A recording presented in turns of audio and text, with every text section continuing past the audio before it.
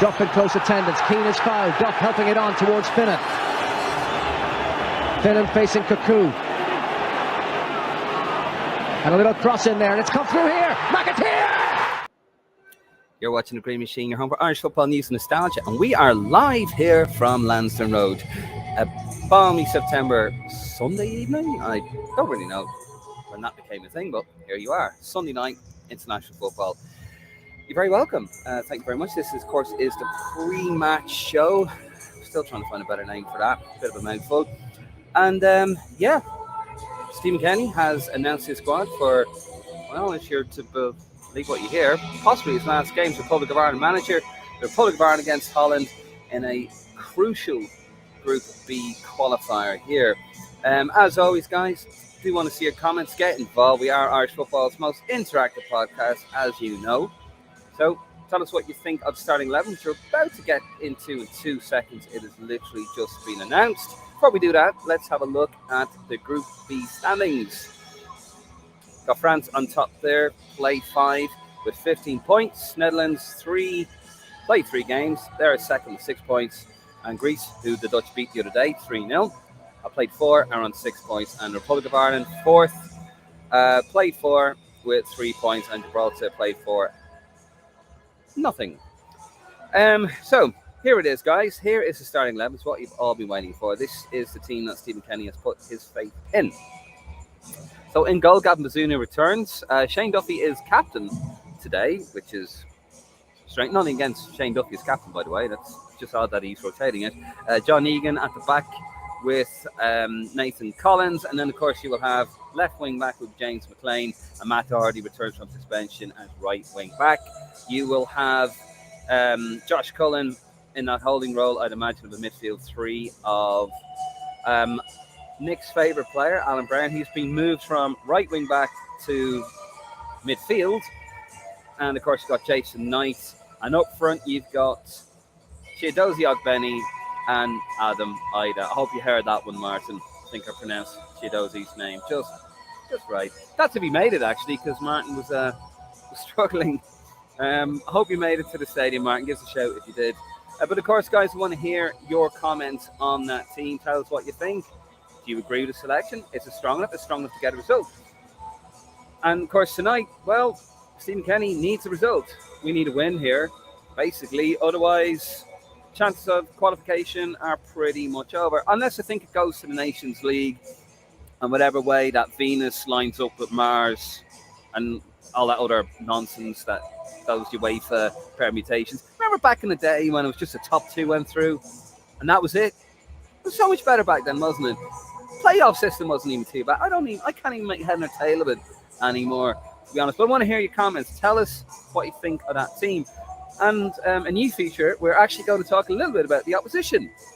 I see that. We do actually play other teams. You wouldn't know it listening to our podcast. Here's the Dutch starting 11. You got Flecken in goal. You have De Ligt, Van Dijk, the captain, Nathan Ake. Then you have Simons, Gapco, Blind, Malkin, and you got Wiefer, De Jong, and Dumfries playing there. A decent lineup. Not the strongest of Dutch sides that we faced. Of course, it's the first time we played him since 2016. First competitive game we played him since 2001, September 2001. I was down the road in Slane, and I remember it wasn't this warm. 20 degrees here tonight anyway. But just to get a little flavour of tonight, got a little clip here. It's about 6 minutes long anyway. And Nick spoke to Barry Maguire. You remember him, FC Utrecht. And he gives a little insight on our opposition tonight. About a 6-minute clip, guys. Hope you enjoy it. And then we'll be back with some comments. And we got the manager's notes. And I want to talk about John Aldrich's article, actually, in the Sunday World. Very interesting. I want to get your thoughts anyway. See you in a bit. You can look at it from both perspectives, and there are, Daley Blind, there's a couple of ex-teammates of yours actually in the squad. So if we go through their form, the World Cup was a bit of a disappointment. Unbeaten essentially, going out on penalties to the eventual winners, Argentina. Yeah. But since the turn of the calendar year, Barry, things haven't been fantastic. Against very, very good opposition, but 3 losses in 4 games, and that solitary win against Gibraltar. So talk us through the form of the Netherlands at the moment and Ronald Koeman's team. Yeah, obviously, we got a change of head coach, of course, on that part. The Netherlands team, the expectations are always very, very high. a couple great if you look at the whole squad, they got great players, but they're always basically looking for the perfect lineup. At some positions, they got multiple players that can play at that position, and then other players are better suited for a 4-3-3 or a 3-5-2. At the club, they have players that play different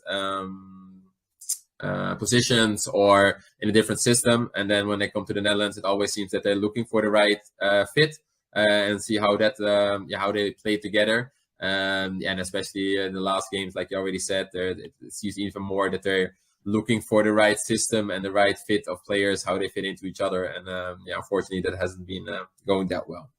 Yeah, I mean the form is a bit surprising. I mean when you guys played, well, when I say you guys, I suppose you're both of us really. You're Ireland and the Netherlands, but the first game against the French, I mean, an absolute battering, and this is just a couple of days before the French played us, so we were really bricking it, to be honest, So I mean, disappointing loss, but again, the Nations League games, a loss to Croatia, a loss to Italy as well, so not coming into it with amazing form. The Greeks, obviously, by the time this episode does go out, you guys would have played the Greeks by now. But let's have a little look at some of the players as well. A lot of uncapped players in this squad, isn't there? Like it's probably one of the younger squads, the likes of Ian Maitson, with Chelsea, Mickey van de Veen, I think, with Spurs as well. So a young enough squad from Ronald Koeman. I think that's most of the times one of the things that you see in the Netherlands, in the first division as well, but by bigger clubs, but also the Dutch national team, is they like to give a lot of young players, or a lot, I mean, more than other countries, I think, young players the chance who do well at their club teams. I think that's one of the things that everybody likes about the Netherlands, the football, the young players that come up, the talents that get the chance to play first team or national team football. I mean, those players, like you mentioned just now, they are doing very well at the teams. They made a nice transfer there, as Van de Ven did at Spurs, of course. On the other hand, it's difficult for a national team to build up like a team. I think it's very important at the highest level too, that you have a group of players that plays together for a longer time in the same formation, even at the national team, what makes it easier to come back to the national team and then play together. So it's good things and bad things, or not bad, but more difficult for the Netherlands to do that. But like I said, Van de Ven is also like the center back. We got a couple good ones of that too. So it's like good for them to experience this level too, I think. Yeah, and I mean, playing with the likes of Virgil van Dijk is certainly a massive experience for them. So in terms of the key players, Barry, I mean, most of the listeners listening will be aware of most of the Dutch players. But in terms of key players, obviously Virgil van Dijk, as I mentioned, Frankie de Jong. You've got Cody Gakpo as well, with Liverpool doing excellently well. Who are the standout men for you at the moment in that Dutch team? For me, obviously, I'm a midfielder myself, so I look at how the midfield normally is doing and who is playing there. Seems a little bit of a balancing thing most of the times already for the last couple of years. Obviously, we got Frankie de Jong, who's playing there. I mean, amazing player there, but it's always if there's discussions here in the Netherlands who should play next to him on midfield, because we got a lot of good midfielders who can play on the midfield. But the balancing thing for Frankie de Jong is always the most important, like who is going to stand next to him to do more of the dirty job. And that seems something that we haven't figured out quite yet, and to see how we fill that up. And that makes it more difficult if you got so many players who can play on the midfield or also in the back if you want to play with 5 or 4 men's defense. Yeah, you probably could have done a job there beside him, doing the dirty work. Never too late, Barry. Xavi Simons as well. I mean, he's looking unbelievable, isn't he? A very, very talented guy. I mean, I've just seen a little bit of him in the Champions League. He's with PSV now, I think. No, he's at Red Bull Leipzig. Oh, he's with Leipzig now, so he's gone over. Yeah, well, I'm trying to think. Oh, he was with PSV last season, wasn't he? Because I remember watching him in the Champions League, and he's just absolutely electric. Unbelievable player. How excited are you guys about him? Because he's a serious talent. Oh yeah, absolutely amazing in a sense like that. I think he did very well by he made the transfer then back to PSG, but then went on loan to Red Bull Leipzig. He's doing absolutely amazing now. The first couple games there, scoring goals. So we are very excited to see him in the national team and hopefully see him starting and linking up front there with a Gakpo, and then especially with the Frankie de Jong behind it. And hopefully that is a player that we can be in the likes of not the same player, but like one of the attacking players like a Van Persie or a Robert. Like we always used to have those amazing attacking players who can make a difference and can break a game open. we are very excited to hopefully see more of him the next couple of years. Yeah, it's terrifying, the prospects of facing him, because as I said, when I watched him when he was with PSV last season, I can't remember what game it was in the Champions League. He scored a couple of goals anyway, and I just remember thinking, this guy's terrifying. I think it's interesting with the Irish team at the moment, Barry, because so many of the lads who came through the Irish youth system in the last 10 years would have been under a lot of Dutch influence, because Wim Koevermans, I suppose he would have been. Will Wim Koevermans have been around when I suppose you were probably approached to play, and then Ruud Doctor as well. Yeah. He's only kind of left the FAI in recent years, I suppose. So there's been a lot of Dutch influence within the FAI, and of course Vera Pauw, who sadly lost her job a couple of weeks ago as the women national team manager. So there's always been there's been Dutch links, and I suppose a lot of the players have probably been encouraged to play a Dutch way. So I wonder if that's an advantage or not. But historically as well. Here we go. You get that full interview with Barry on our YouTube channel. You can also head over to greenmachinepodcast.com, thegreenshinepodcast.com, and you can get an entire back catalogue. Obviously, we've got the match day program here, £7. It's quite nice, if you're like me, an avid collector of programs. But it's loads of little stories, including a nice little article. And yes, I am going to shamelessly plug my own article. If you head over to page 19, here we go, and you can see there where I cover the fact that it's the 10th anniversary of Giovanni Trapattoni losing his job. And this day, 10 years ago, we lost 1-0 in Vienna to Austria. Remember, it was David Alaba, and then the next day he was basically fired. The cat is in the sack. The cat was sacked. So actually, speaking of the programme, just having a look there at Stephen Kenny's notes.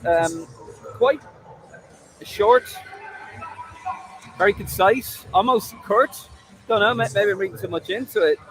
But basically, it was written on the 6th September, so it was the day before, excuse me, a couple of days before the French game. So, we don't really know about the 2-0 in Paris.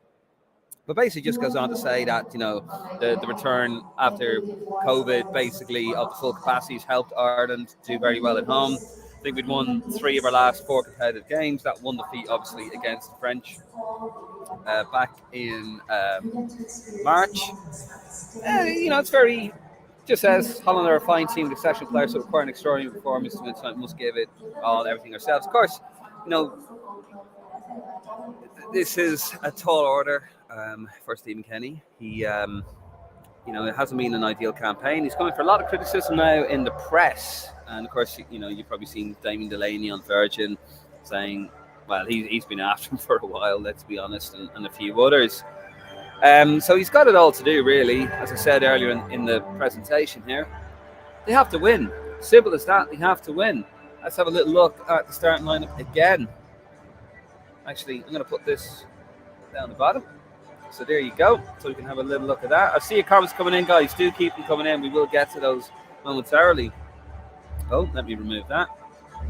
So, I don't know why they've done the whole thing with the captain's armband. That's a strange one. James McLean at left wing back. I don't know. Playing 4th tier of Irish football. And then, of course, you've got Matt Doherty coming back in there. Personally, I would have gone Matt Doherty as left wing back. I would have given Fest. I would have given Festy a go. Ebersell, give him his home debut, but who knows? That's the team that Stephen Kenny has gone with. That's the team that he feels is going to get him out of trouble. And basically, yeah. So let me get to very difficult to hear myself here. So John Aldridge wrote a comment or a column in Sunday World, right there. Of course, a frequent contributor to the Liverpool Echo. And he's basically gone with saying that, could Mick or Martin O'Neill get better results? I've got one of my fans coming up. Oh, he's gone away. He basically asked the question, could Martin O'Neill or Stephen Kenny get a better results? He goes on to say that with the current squad, Stephen Kenny's record is miserable. That's what he says. He says his competitive record is even more miserable. He basically, and he goes on, would Mick or Martin O'Neill be getting better results with his current group of players? And he also feels that his future should be based on the progress he has made, which he goes into a little bit, saying that he's come up short on results, but decent results with style, but only against lower-ranked opposition. He feels that it's naive to play an open, expansive style against the likes of the Dutch and the French, and we need more quality in midfield to play the style that Kenny wants. I mean, I'd have to agree there, because if you're going to play a pressing style in midfield, you need players to do it. That's where the game's won and lost for me. But he does have his doubts, as said, whether a different manager would get better results. But if he's to show that the team has gone forward under Stephen Kenny, well, quite simply, just need to win tonight. And the lads are just out there on the training pitch. Make sure on the pitch training. So loud. So let's have a look, guys, what you have to say about it. Let's start. I need to get better. I need to get soundproof cans. Interesting nonsense. Go on, the lads. Go on, interesting nonsense over on the YouTube channel. Brandon Walsh. Kenny's demeanour press conference yesterday was shocking. How would he motivate any team? And as for the team selection, not one bit of creativity in the team. Smallbone never said he could have brought a bit of life into the team. Fair enough. I mean, to be fair to Kenny, he does seem to be quite subdued in press conferences, but when you see him lose his temper, and I have seen him lose his temper on a couple of press conferences, you do see that passion coming out. So I wouldn't worry too much about that. Paul Cullerton, cheers to the shows, Dave. Hope you're keeping well for a massive 3 points tonight. Can't believe Jason playing start for us. Never thought he would have a League Two player playing for us. Can't disagree with you there on that one, Paul. Strange one. I'd be very surprised now if James is included in any squads going forward. No disrespect to League Two, but obviously he hasn't been playing it enough. Had that drag factor. That's what he's going to have. He's 34. You're going to have a natural decline. That's just physics. You're going to have a drag factor for playing at such a low level. You're going to get dragged down to that level. It's just the way it is. But for the moment, hopefully he'll do the job. Kieran Boyle, McLean. How you doing, Kieran, over in Florida? McLean and Duffy, FFS. 7 o'clock, I won't swear yet. Kearney out, has to go after tonight. Don't care who, anyone will do. Frank Gowan, hit every ball at Blinn, and there is hope. 33-year-old Daly Blinn. Paul Cullerton, why is Duffy captain? He turned up last year. Any word, David, around the press box that this being Kenny's last game tonight if we lose? Also, when does his contract end? November 2023 or July 2024? No real mention of that. The vibe I've got from the press box is that the management team are quite defiant. They feel the backs are against the wall, and their backs are against the wall. But they feel defiant. They almost kind of relish in this, the whole Irish underdogs thing. Like, the bottom line is, if you're to read what you believe, we don't win tonight, Kenny's gone. That's if you were to believe what you read. But yeah, they seem to be quite happy with that. Not in the situation, but they're quite happy being the underdogs and come out fighting. And there seems to be a belief that they're going to produce something special tonight. I hope they do. I really hope they do. It'll be fantastic. But what happens is another case. But I'm not sure about the contract situation. If somebody can enlighten me there. I don't have time to have. I don't know off the top of my head, and I don't quite have time. But I'll try and find out. Actually, just before the game starts, which it does in 41 minutes. Kieran Boyle again, Florida. Trying to go back to the right football. This passing shite is for the birds. Stick it in the box, launch it up there, and get some goals. New manager, new kit, back to the future. Yeah, I do agree with you on the Adidas. Stephen O'Rourke, come on, the boys in green. Come on, Stephen, good man. Jimmy Tamley arrived. You got here, good man, Jimmy. Not sure. Martin, are you here? Has anyone seen Martin? He was apparently sitting on a plane next to a guy. We'll talk about it later. I need to see if he's here. Dave McGuinness, the lineup, yeah. I don't know. I mean, he sees some training, so we'll see. I'll hold my comments, David, until the full-time whistle. Great coverage this week, by the way, superb. Thank you very much, David. Sorry, I would have done a bit more in Dublin. Not very well. I did spend... when I got back from Paris, I basically spent the day in bed, and not the way I like to, and basically not very well at all. And even yesterday, staying with my good mate Jay, he's watching. Thank you for the hospitality, you, Neve, and Jerry. but are very unwell. So I wanted to do more, but hopefully in October get to do more and be out and about a bit more. But thank you very much, David. We don't always agree, David, but that's what it's all about here. And, thank you for supporting the podcast and the show. Martin, great podcast, guys. Keep it good work. Thank you very much, Martin. Very much appreciated over on the YouTube channel. Dave McGuinness again. McLean isn't up to it a month from now. He isn't up to it now. His final product hasn't been there for quite some time. Glenn Forbes, how you doing, Glenn? We should hire Hansi now. He's been given the flick by Germany. Whee. Yeah, Hans Flick, gone. Sacked after forward hammering a home to Japan. Ibu Thierry.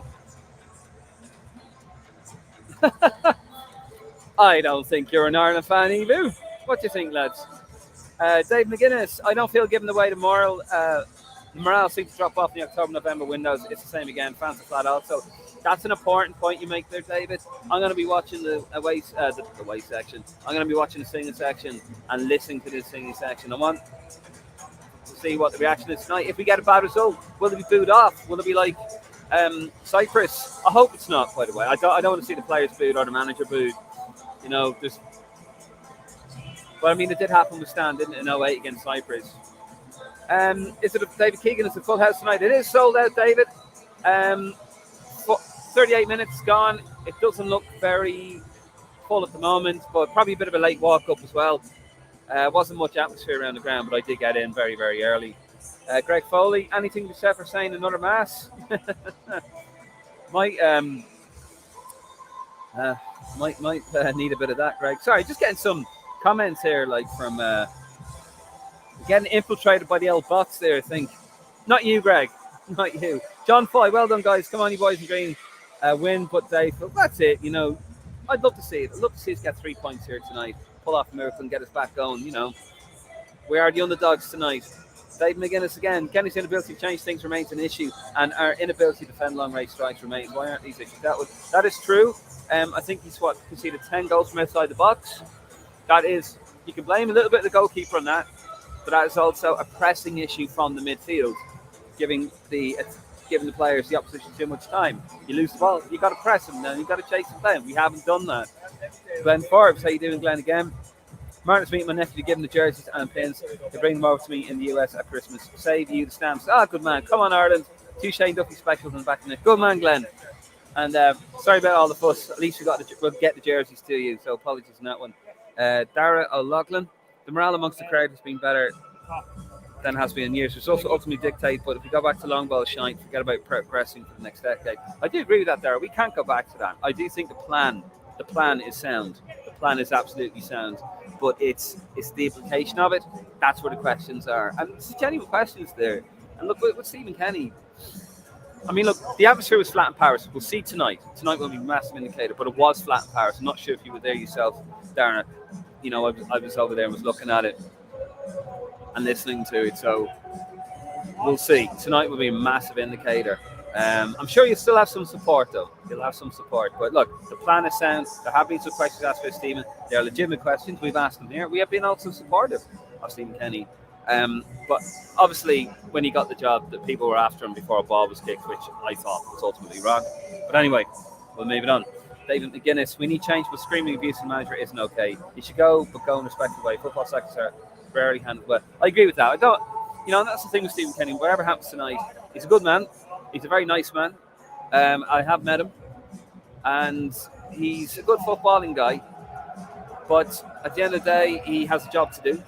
He does have a job to do, and I don't want it to get vindictive or nasty or messy. I want us to win. I want us to do the job. I want us to get to the Euros. I want the man to do well. I want any Ireland manager to do well, even Martin O'Neill when he was in charge.